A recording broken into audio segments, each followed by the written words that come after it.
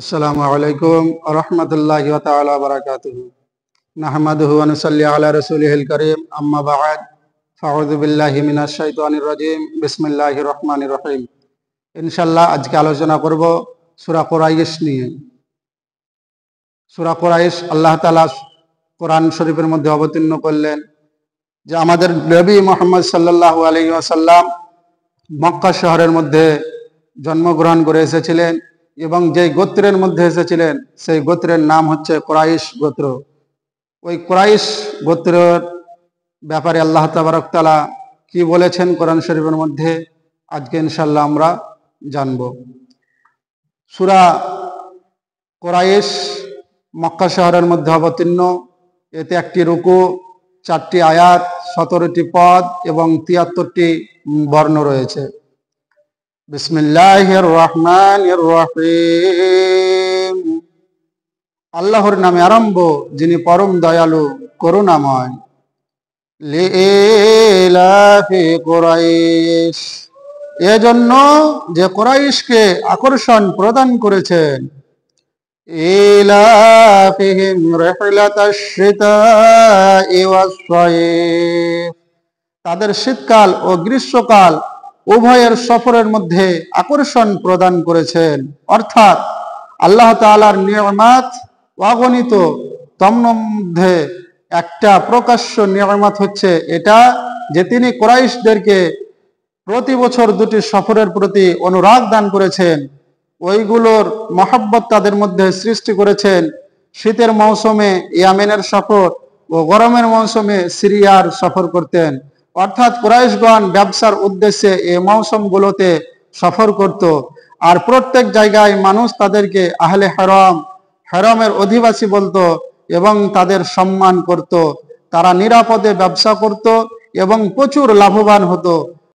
আর মক্কা মুকাররমায় বসবাস করার জন্য জীবন সামগ্রী ও একসাথে লাভ করত, যেখানে না আছে ক্ষেত, না অন্য কোনো জীবিকা নির্বাহের উপায়। উপকরণ আল্লাহর এই নিয়ামত প্রকাশ্য এবং তা থেকে তারা উপকৃত হয়। যার কারণে আল্লাহ তাআলা কি বললেন যে আমি তোমাদেরকে শীতকাল ও গ্রীষ্মকাল উভয়ের সফরের মধ্যে আকর্ষণ প্রদান করেছি। অর্থাৎ মক্কার কুরাইশগণেরা তিনারা শীতের সময়তে কোথায় ব্যবসা করতেন? ইয়ামেন শহরে। এবং গরমের মৌসুমে ওনারা সফর করতেন এবং ব্যবসা করতেন সিরিয়ার। এবং ইনাদেরকে এত মানুষ কেন ভালোবাসতো, কেন ইনাদেরকে এত সম্মান দান করত? কারণ হচ্ছে এটা যে সমস্ত মানুষ তিনাদেরকে ইহরামের বাসিন্দা, অর্থাৎ কাবা শরীফের বাসিন্দা, মক্কা থেকে এসেছে, যার কারণে তিনাদের সম্মান করত। শুধুমাত্র একটি কারণ যে এনারা কাবা শরীফের ইর্দ গির্দ থেকে এসেছে, যার কারণে। ফালিয়াবুদু রাব্ব হাযাল বাইত, সুতরাং তাদের উচিত যেন তারা এ ঘরের প্রতিপালকের ইবাদত করে। অর্থাৎ কাবা শরীফের, এই কাবা শরীফের কারণে এরা এত সম্মান পেল, এই কাবা শরীফের কারণে এত সম্মান তাদেরকে দিল। সুতরাং তাদের কি করা দরকার? ওই কাবা শরীফের যিনি প্রতিপালক রয়েছেন এক আল্লাহ, ওই আল্লাহর যেন তারা ইবাদত করে। আল্লাযী আত'আমাহুম মিন জু'ইন ওয়া আমানাহুম মিন খাউফ, যিনি তাদেরকে ক্ষুধার্ত অবস্থায় আহার দিয়েছেন। অর্থাৎ যা এ সফর গুলোর পূর্বে আপন জন্মভূমিতে ক্ষেত না হওয়ার দরুন তারা ভোগ করত এ সফরগুলোর মধ্যে। এবং তাদেরকে এক বড় ভয় থেকে নিরাপত্তা দান করেছে, যেমন হেরাম শরীফের কারণে এবং মক্কার অধিবাসী হওয়ার কারণে কেউ তাদের সাথে কোনো প্রকার দুর্ব্যবহার করত না। অথচ চারিদিকে খুন ডাকাতি অব্যাহত ছিল। কাফেলা লুটতরজের শিকার হতো, মুসাফিরগণ খুন হতো। কি বললেন আল্লাহ তাআলা? যে এদের এত সম্মান ছিল যে এরা ব্যবসা করত তো কোনো ভয় ছিল না। অন্য যারা ব্যবসায়িক ছিল, ব্যবসা করত, তাদের সঙ্গে চোর ডাকু তারা কি করত? মারধর করত এবং তাদের মাল, ধন দৌলত যা থাকতো তাদের কাছে সব ছিনতাই করে নিত।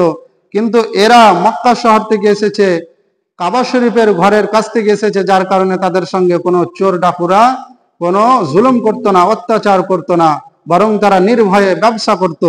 এবং এটাও মানে নিতে পারেন, অথবা এ অর্থ যে তাদেরকে কুষ্ঠ রোগ থেকে নিরাপত্তা দান করেছেন, এভাবে যে তাদের শহরে কখনো কুষ্ঠ রোগ হবে না।